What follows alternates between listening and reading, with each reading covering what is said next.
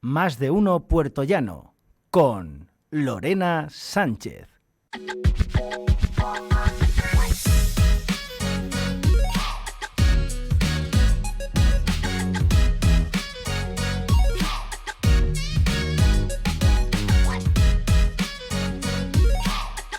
Pues seguimos en directo aquí en Onda Cero Puertollano y Animadas Televisión a las 13:13 de esta mañana de jueves 4 de enero de 2024. Ya no sé ni el día al que vivo casi.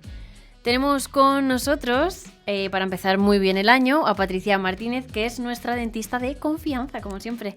¿Qué tal estás, Patricia? Hola, Lorena, buenos días. ¿Qué tal?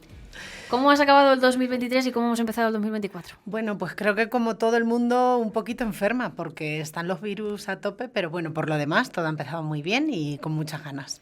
Me alegro muchísimo, la verdad, que tengamos mucha salud, que es lo que se suele decir siempre. Desde luego. Si no recuerdo mal, nos quedamos terminando el cuidado dental de los bebés, ¿verdad? Sí. Yo creo que nos quedamos un poquito por pues, qué controles teníamos que hacer cuando el nacimiento y cómo íbamos viendo la evolución de la salida de esos primeros dientes. Uh-huh. Pues si quieres, para recordar un pelín, podemos hacer un repaso así un poquito general, si te parece. Vale, perfecto. Pues nada, lo que hablábamos el otro día es que en el momento del nacimiento, pues lo importante es controlar que esté todo bien, que se debe de hacer una visita lo antes posible a la clínica, pero que no es un momento en el que nosotros vayamos a trabajar mucho porque no hay dientes como tal, salvo algunos bebés que nacen con dientes que se llaman neonatales, que habría que valorar si se quitan o no. El resto de cosas que debemos de valorar desde la clínica de odontología suelen ser procesos sobre los músculos y los huesos para poder hacer un buen desarrollo, y solemos trabajar mucho en derivaciones con fisioterapeutas y con logopedas. Uh-huh.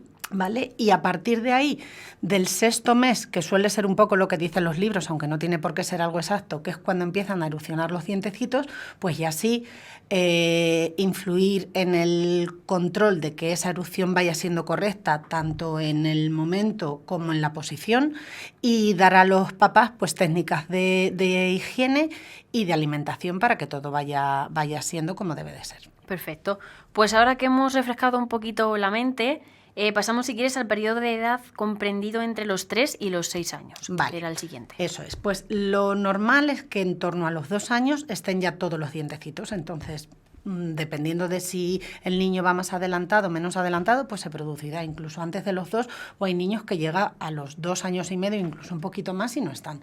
Cuando ya tenemos todos los dientecitos, lo primero que hay que hacer es lo que os decía, insistir en que haya una buena higiene para que no se produzcan caries. Si se produce alguna caries, en el momento que se vea es momento de arreglarla, que muchas veces hay esa creencia de que como se van a caer no se debe hacer, pero esto nos puede ocasionar que se produzcan pérdidas de espacio para la erupción de los dientes definitivos. Perdón, lo que os decía. Entonces, ir controlando eso, hacer mucho hincapié e indicaciones a los papás en cuanto al consumo de azúcar, al cepillado, a qué tipo de cepillo, de pasta usar, en qué momento hacerlo. Y podemos ver un poquito también cómo es la saliva del bebé del niño, que ya tiene sus 2 añitos, y ver qué tipo de riesgo tiene para tener más o menos caries. Y a partir de esta evaluación, pues hacer revisiones cada 3 o 6 meses. Pues no sé si nos puedes explicar un poquito más sobre lo que has comentado de los cepillos y las pastas, porque yo creo que así, en general, decimos, bueno, pues este cepillo mismo y esta pasta y ya está. Si lo importante es cepillarse los dientes, pero igual hay que matizar un poquito. Bueno, realmente lo importante es cepillarse y hacer un buen arrastre de todo el resto de comida, pero es verdad que debemos utilizar siempre pastas con flúor.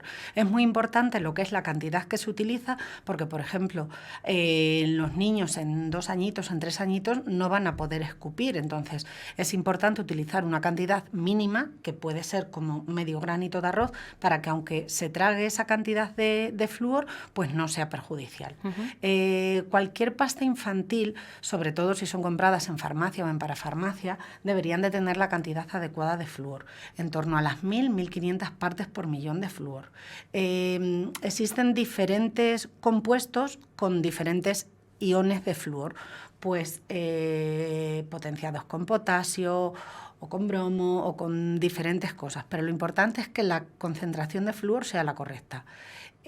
Para esto, cualquier consejo que nos den en la farmacia va a ser totalmente válido, y si hay cualquier duda, pues en la clínica igual podemos consultarlo viendo las características de la pasta que siempre vienen en la parte de atrás. Eso es, perfecto. Pues ya saben que tienen que tomar nota para estar atentos. Sí. ¿Cuáles son los problemas más frecuentes que se suelen diagnosticar entre estas edades? Pues lo más frecuente que suele haber a día de hoy son faltas de espacio que vamos viendo que van a ocurrir para el recambio dentario. ¿Por qué ocurre esto? Lo hablábamos también en las veces anteriores, que como no se hace una masticación eficiente, no se consumen alimentos duros que requieran un trabajo de los músculos y que esto haga que crezcan los huesos, normalmente las boquitas se van quedando pequeñitas.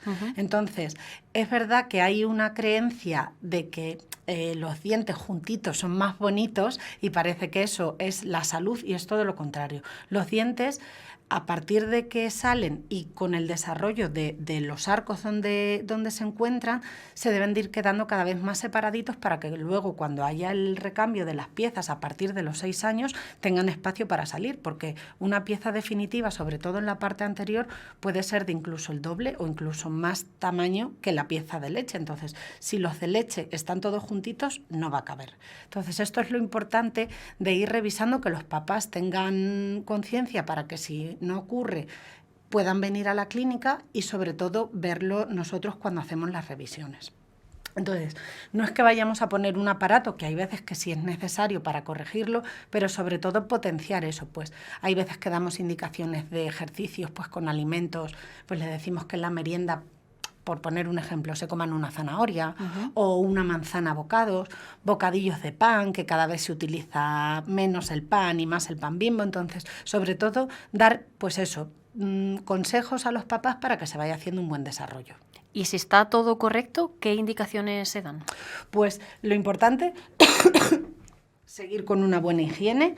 Hasta los 8 o 9 años los niños no tienen una capacidad, que eso también es una cosa que desconocen mucho los papás, porque cuando el niño empieza a hacer un cepillado y lo toma como costumbre, como cualquier otra técnica de higiene, pensamos que lo van a hacer bien. Y en muchos casos es suficiente, pero en otros no, porque lo que hablábamos antes del riesgo de caries, si el niño tiene un riesgo de caries alto, hay que hacer un cepillado todavía más exhaustivo. Y los niños hasta los 8 años aproximadamente no tienen una movilidad para poderlo hacer correctamente. Entonces, al menos un cepillado al día es conveniente que lo hagan los papás. O por lo menos hacer un repasito al final de cada uno de los que hagan los niños. Sí, para ver más o menos qué tal se han cepillado y demás. Sí, ahí hay veces que cuando vemos en las revisiones que no viene con un correcto cepillado porque queda placa, muchas veces pues les decimos a los papás que compren unas pastillitas que son rojas, que son reveladoras de placa. Entonces es un buen truquito, eso se puede comprar en la farmacia,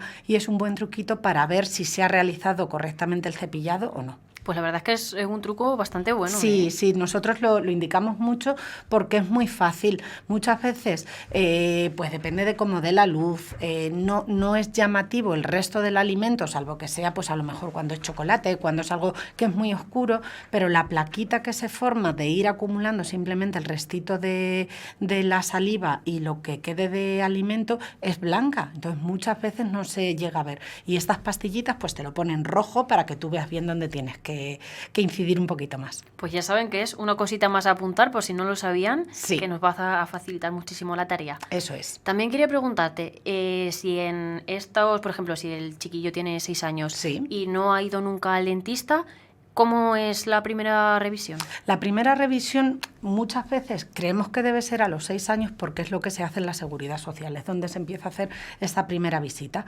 Entonces, lo ideal es que en el momento que aparecen los dientes, o como decíamos antes, incluso antes se vaya. Si no, pues cualquier primera visita va a ser fenomenal y vamos a tener que revisar todo lo que hemos ido controlando en otros niños anteriormente. A partir de los 6 años se recomienda en la Seguridad Social porque es cuando comienza el recambio y empieza la erupción de las piezas definitivas.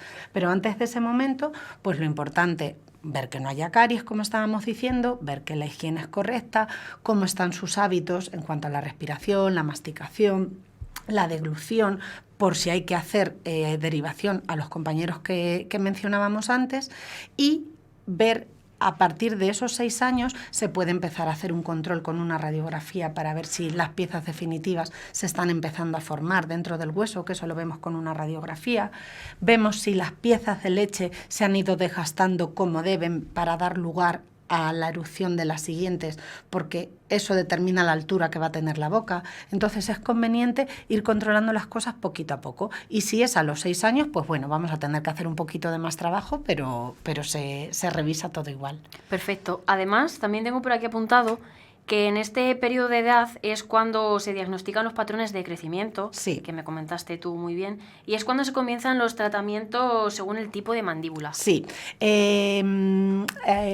Las maloclusiones que puedan ocurrir tienen varias influencias. Existe la genética, que eso muchas veces vemos, pues si el papá o la mamá o si ha habido un hermanito que hemos tratado antes tiene una determinada maloclusión, pues una mandíbula pequeñita, una mandíbula grande, nos puede dar pistas y podemos trabajar bien con ejercicios o con aparatos funcionales para corregir este crecimiento. Entonces, por ejemplo, si hay una mandíbula pequeñita, muchas veces ocurre que hay problemas con la respiración o que no hay una buena masticación porque les cuesta más realizar estos ejercicios, con lo cual debemos de incidir en hacer ejercicios o incluso poner un aparatito o unos topes que llamamos sobre los dientes para hacer que la masticación sea más eficiente y dar ese estímulo de crecimiento. Si por el contrario es al revés, que lo que vemos que es una mandíbula es más grandota, pues lo que tenemos que hacer es trabajar con la parte superior y hacer que la parte superior crezca. Uh-huh.